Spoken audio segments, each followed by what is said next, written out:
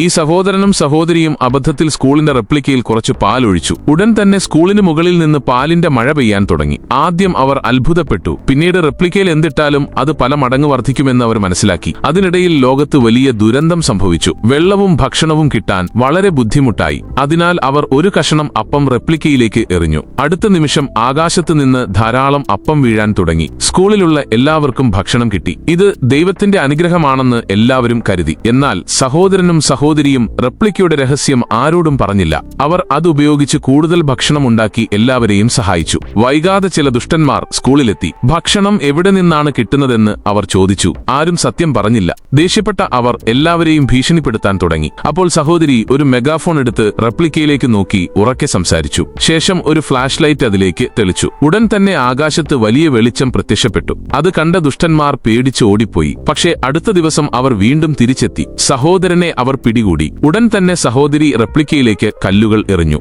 അതേ നിമിഷം ആകാശത്തു നിന്ന് വലിയ കല്ലുകൾ വീഴാൻ തുടങ്ങി. അവ ദുഷ്ടന്മാരുടെ അടുത്ത് മാത്രം പതിച്ചു. പേടിച്ച് അവർ വീണ്ടും ഓടിപ്പോയി.